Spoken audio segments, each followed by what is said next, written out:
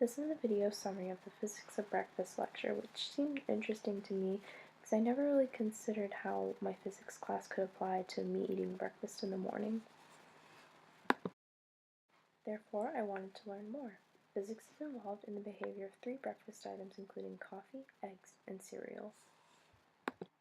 To begin, Dr. Juncker talks about the physics of coffee, specifically the coffee ring effect, which is the appearance of a non-uniform ring that forms after coffee evaporates, and it appears as a darker ring on the outside and lighter on the inside, which is caused by more particles collecting around the edges of the ring. Coffee is a solution in the fact that we can dissolve particles within it, but coffee is technically also an emulsion because some oil from coffee beans remains undissolved, and it's also a suspension because some coffee grounds can leak into the solution after we filter. And to study the coffee ring effect, Dr. Juncker's lab created a colloidal model of coffee, which is a convenient experimental tool. And the particles that created the colloidal mixture are small enough to follow the flow of drops of coffee as they dry, and they could trace the trajectory of water molecules.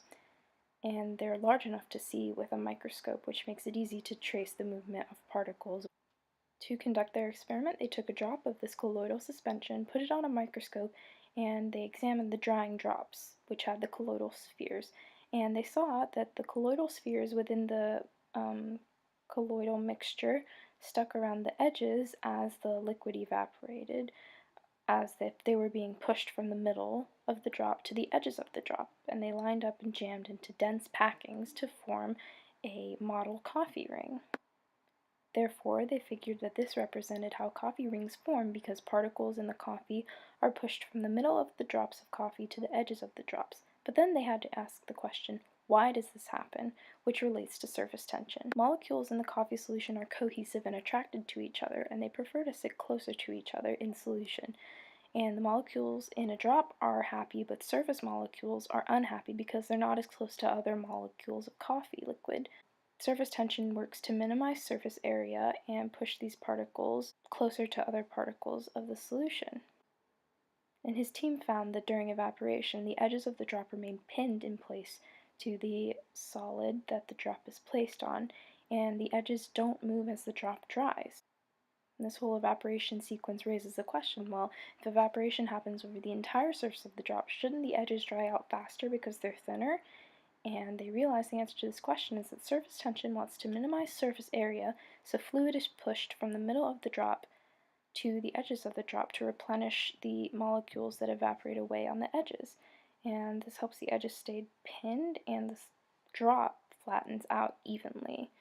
And as molecules from the center of the drop move to the outside, they also carry any solute particles with them to the edges, which makes the coffee ring. Next, Dr. Juncker discussed eggs and whether eggs are actually solid, because most liquids, when you heat them, become a gas through evaporation, but eggs become more solid and elastic-like material. He used a universal testing machine to see how much force is needed to compress or deform the scrambled eggs versus raw eggs using the creep test.